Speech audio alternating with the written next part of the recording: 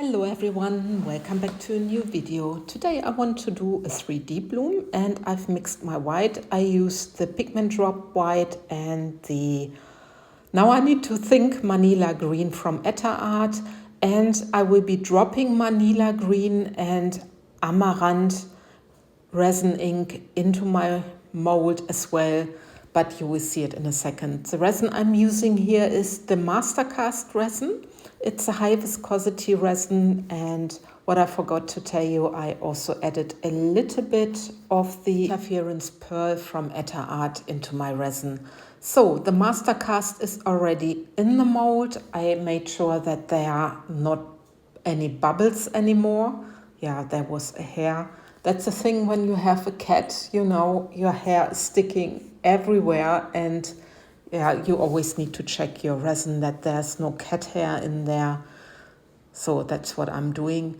And I also had a little bit struggles with the amaranth because it was dry, and you see I need to peel it out of my resin. Otherwise you have the dry pieces in your resin artwork. So I had a little bit struggles. I also tried to clean my bottle. This is normal because sometimes, you know, the alcohol ink, because resin ink is a sort of alcohol ink but higher pigmented, you have those crusts, at the lid. At the lid? Yeah, at the lid, you can say, or at the nozzle as well.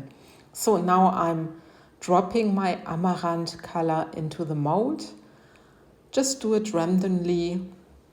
There again was something in my mold I had to take out. Now I'm taking the Manila Green and I'm pouring, or I'm dropping them in between of my amaranth color, and just watch me dropping my colors. I just do it randomly. Also sometimes color on color, as you can see, like here also. That's now the other way around.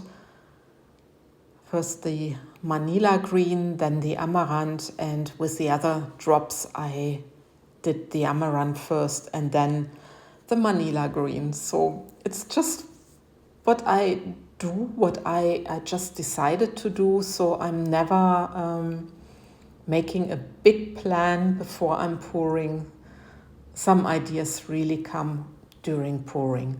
So I'm just adding now my colors as I want them, and then I can start doing my spiral. So I've chosen green instead of a white. That's why I have chosen to put Manila Green into my white.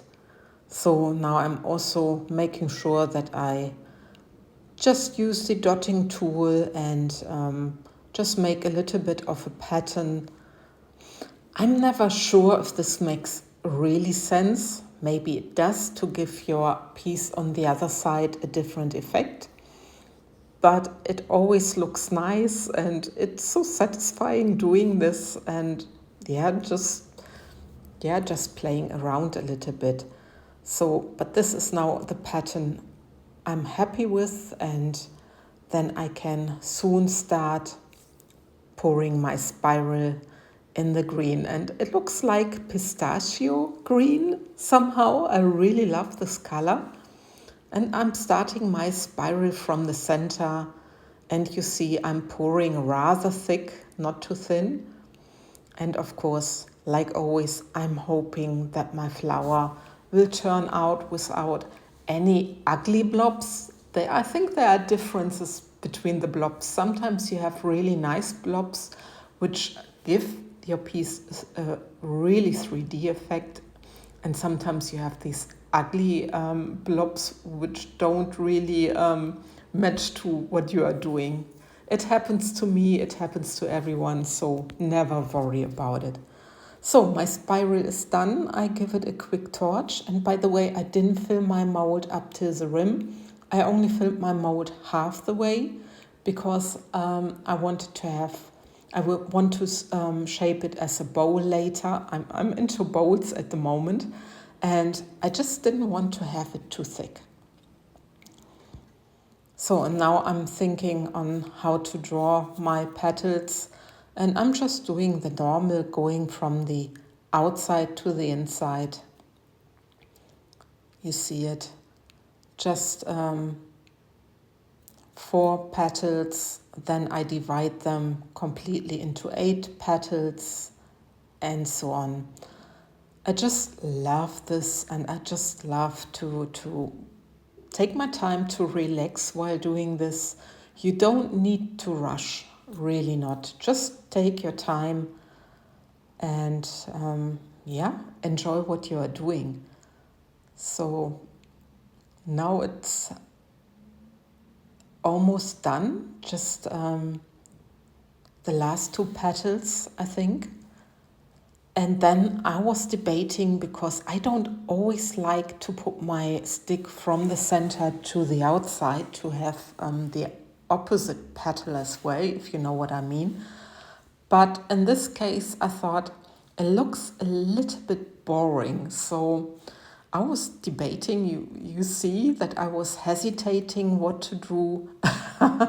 But then I decided, okay, this time I pull my stick from the inside to the outside as well, because it's a roundish geode mold, and I think maybe with this mold the pattern looks nicer. But of course, this is always a matter of taste. Just do what you feel like doing, what you prefer, and yeah, this is all I can recommend. But you see, I'm just pulling my stick through, and at the end I just go a little bit to the side. I'm not sure if you will see this pattern that way on the other side later on, but well, we will see. So this is now my petals done, and I'm giving it a quick swirl, and here we go. We are 24 hours later.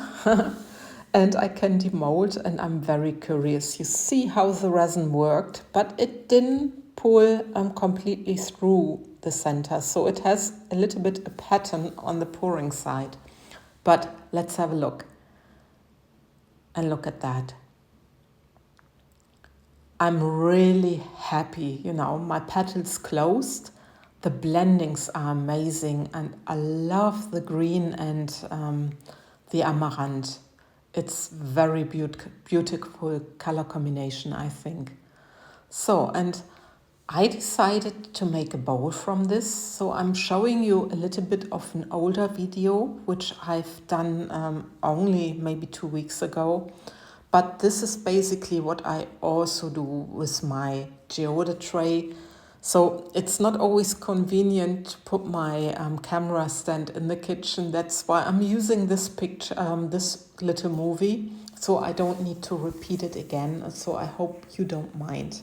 But basically I'm doing the same, putting my cured piece into hot water, let it set for a while.